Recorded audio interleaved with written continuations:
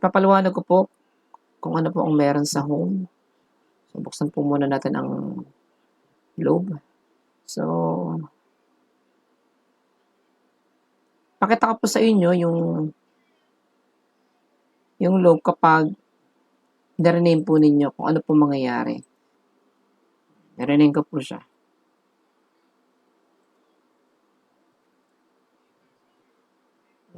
Usually po, ang mangyayari po kapag na-rename po natin ang globe, magkakaroon po na, pag binuksan po ninyo ang globe, after po ninyong ma-rename, magpapakita po yung enable content. So, buksan po natin.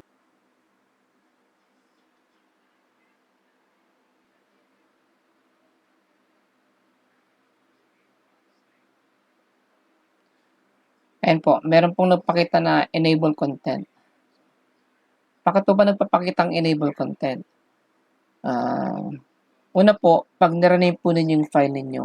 Pangalawa, kapag nilipat po ninyo ng ibang location yung file ninyo. Halimbawa, nasa My Documents siya, tapos nilipat niyo po yung file ninyo sa desktop, lalabas po itong enable content. Kapag ganun po nangyari, click po ninyo yan. Kasi hindi po gagana po yung mga macros po ng ating file, ng load. Okay po. So, try ko po na i-click po itong mail kasi ito po yung may macro. Ito po mangyayari. So, hindi po gumana po yung macros. Ayan po. Diba? Cannot run the macros. Ayan. I-click naman po natin. Katalin po dyan. Ito pong database. Pag pumunta po kayo sa database, ito po may mga macros po yan. May mga program yan. Yan po mangyayari. So, balik po tayo sa home. No? Ngayon, kapag pinindot po ninyo itong enable content, mawawala po yan. So, magiging, pwede nyo na pong gamitin po lahat ng mga macros. Ano po? So, yan po. Okay? So, try po natin na pindutin po yung mail. Yan. So, nagpakita na po siya. So, mahalaga po na click po ninyo yung enable content po. No? So, yan. Ano po ba meron sa home? Itong mga button dito, yung mga red button. Yan.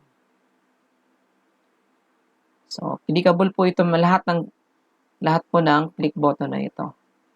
Pag click po ninyo ito, dagalan po kayo nito doon sa mga files na kailangan po natin. So, unang-una po, pag inyo pong na-download ito, pagtan po ninyo ng pangalan, kung ano pong school ninyo. Yan. Editable. Pangalawa, kung ano pong grade level ang inyong hawak. Ako po ay grade 10, kaya 10 po yan. Kung kay grade 7, paltan po ninyo ito ng grade 7 or 7. Section, editable po yan. Pwede nyo po ma-edit. Ito po yung student name. Meron pong drop-down list dyan na makikita ninyo. Kapag wala pong laman ang database, wala po kayo din dito makikita. Ano ho? Pag wala pong laman ng database, wala po kayong makikitang pangalan dito.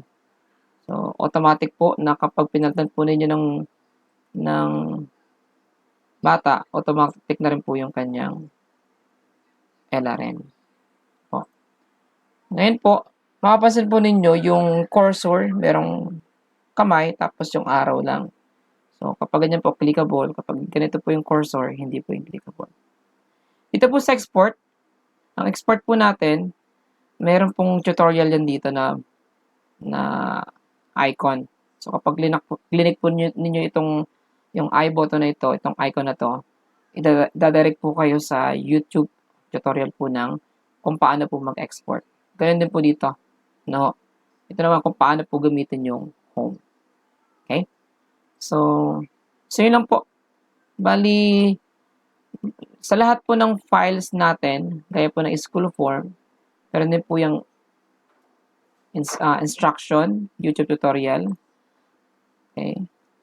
Kung papansin po ninyo, yung home natin, wala po kayong makikita dito na sheet tabs. No?